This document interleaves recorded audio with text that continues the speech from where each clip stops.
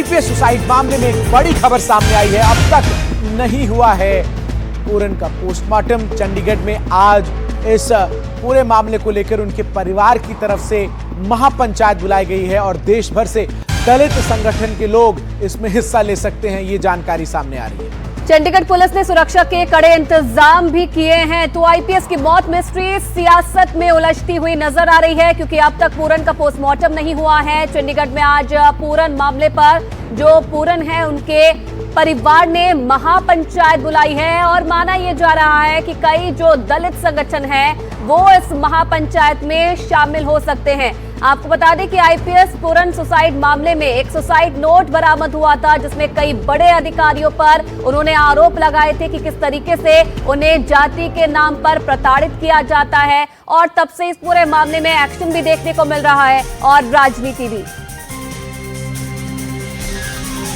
वहीं आगे बढ़ते हुए बड़ी खबर एक और इसी से जुड़ी आपको बता दें, जहां हरियाणा के वरिष्ठ आईपीएस अधिकारी वाई पूरन कुमार की आत्महत्या ने सूबे की सियासत में हंगामा मचा रखा है।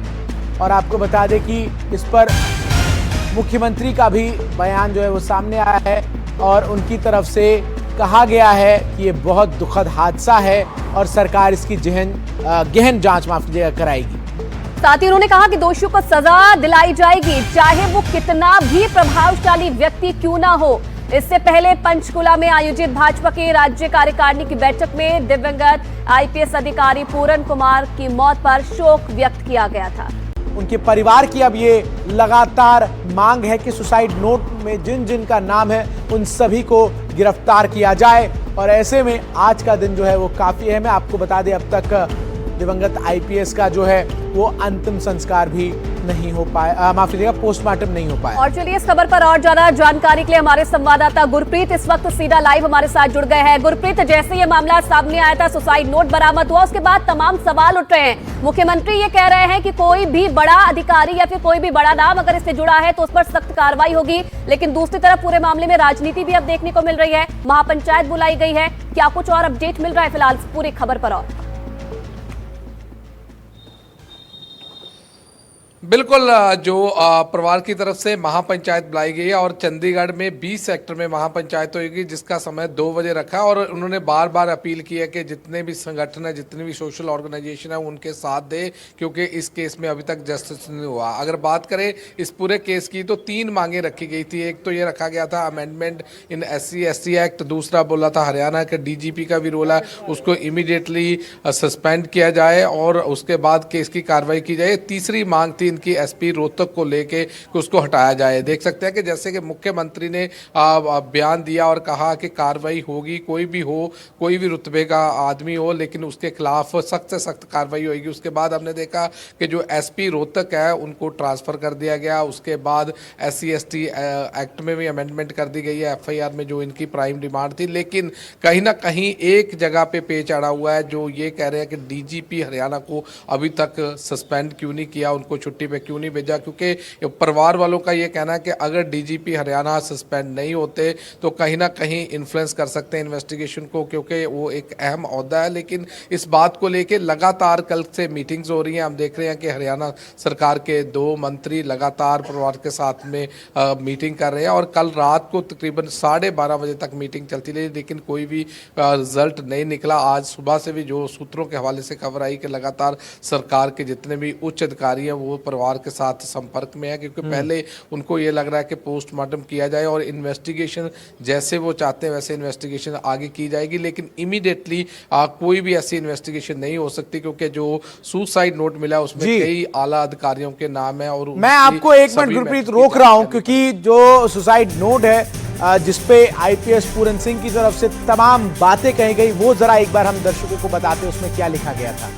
2020 में भेदभाव, अपमान, मानसिक उत्पीड़न शुरू हुआ। तत्कालीन DGP मनोज यादव ने मेरा उत्पीड़न शुरू किया। हरियाणा कैडर के अन्य अधिकारी आज भी प्रताड़ित कर रहे हैं। तत्कालीन ACS गृह सचिव राजीव अरोड़ा ने मुझे छुट्टियां नहीं दी।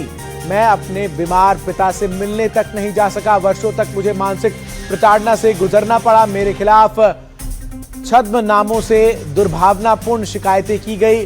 सार्वजनिक रूप से मुझे अपमानित और शर्मिंदा किया गया। मेरे द्वारा की गई शिकायतों की जांच तक नहीं की गई।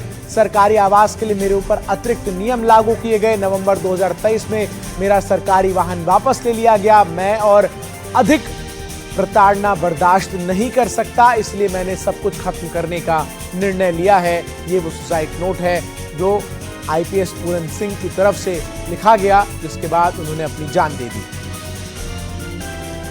और अब इस पूरे मामले को लेकर उनके परिवार की तरफ से कहा गया है कि सुसाइड नोट में जिन जिन लोगों का नाम उन्होंने लिया है, तत्काल उन्हें गिरफ्तार जो है वो किया जाए।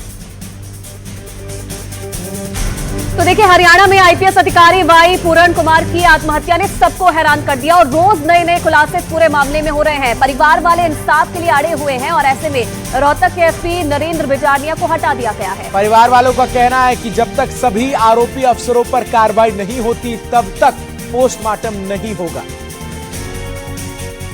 हरियाणा में आईजीपी रैंक के आईपीएस अधिकारी वाई पूरण कुमार की आत्महत्या ने नौकरशाही और सियासत को झकझोर दिया है। 7 अक्टूबर की दोपहर चंडीगढ़ स्थित अपने सरकारी आवास में पूरण कुमार ने अपने प्राइवेट थिएटर के रिक्लाइनर चेयर पर बैठकर खुद को गोली मार ली। इसी कमरे से पुलिस को एक 9 पन्नों का सुसाइड नोट भी मिला। इसके पहले 8 पन्नों में उन्होंने 12 आईएएस और आईपीएस अफसरों के नाम लिखे हैं, जबकि 9वें पन्ने पर उन्होंने अपनी वसीयत दर्ज की है। इस मामले में ताजा कार्रवाई हुई है। डीजीपी शत्रुजीत कपूर और रोहतक के एसपी नरेंद्र बिजारनिया पर सबसे गंभीर आरोप थे। अब पुलिस ने एक्शन लेते हुए रोहतक के एसपी नरेंद्र बिजारनिया को हटा दिया है। उनकी जगह आईपीएस सुरेंद्र भौरिया रोहतक के नए एसपी होंगे। हरियाणा सरकार ने इस आदेश को जारी किया है। आपको बता दें कि उनके पोस्टमार्टम को लेकर विवाद चल रहा था। डॉक्टर, फॉरेंसिक एक्सपर्ट्स और वीडियोग्राफी टीम चंडीगढ़ पीजीआई पहुंची, लेकिन परिवार का कोई सदस्य नहीं आया। परिवार वालों की मांग थी कि पोस्टमार्टम तभी होगा जब दोनों अफसरों को गिरफ्तार किया जाएगा। फिलहाल एसपी रोहतक को हटा दिया गया है। Bureau report, NDTV India. और वहीं इस पूरे मामले को लेकर कांग्रेस की सांसद कुमारी शैलजा ने हरियाणा सरकार पर निशाना साधा है और सवाल उठाया कि आखिर सरकार ने कोई कदम क्यों नहीं उठाया। लगातार कांग्रेस इस पूरे मामले को लेकर सरकार पर हमलावर है। दीपेंद्र हुड्डा और रणदीप सिंह सुरजेवाला परिवार वालों से मिलने के लिए भी पहुंचे थे और अब कुमारी शैलजा का ये बयान सामने आया है। तो लगातार कांग्रेस की तरफ से इस पूरे मामले में सवाल उठाए जा रहे हैं कि जिन लोगों का जिक्र सुसाइड नोट में किया गया है, क्यों सरकार कोई कदम नहीं उठा रही है, क्यों उन पर कोई कार्रवाई नहीं कर रही है। तो आपको बता दें कि पूरे मामले में कार्रवाई एक तरफ लगातार जारी है, तो वहीं राजनीति भी शुरू हो गई है। कांग्रेस के जो कई बड़े नेता हैं इस पूरे मामले में सरकार पर सवाल उठा चुके हैं, तो वहीं परिवार भी ये कह रहा है कि उचित जांच इस पूरे मामले में नहीं हो रही है। ये समझ में नहीं आ रहा कि सरकार कैसे काम कर रही है। जब न्याय की बात होती है, सिस्टम की बात होती है, तो उसमें तो एक होना चाहिए, चाहे यूटी है चाहे हरियाणा है। तो क्या हरियाणा यहाँ पे यूटी में चंडीगढ़ में ऐसे ही बैठा है? हमारा भी तो कैपिटल है ये। परिवार जाता है, मॉर्चरी में जाते हैं और वहां पर पता चलता है कि उनके मुखिया के बॉडी नहीं है वहां पर और पुलिस उठा कर ले गई है।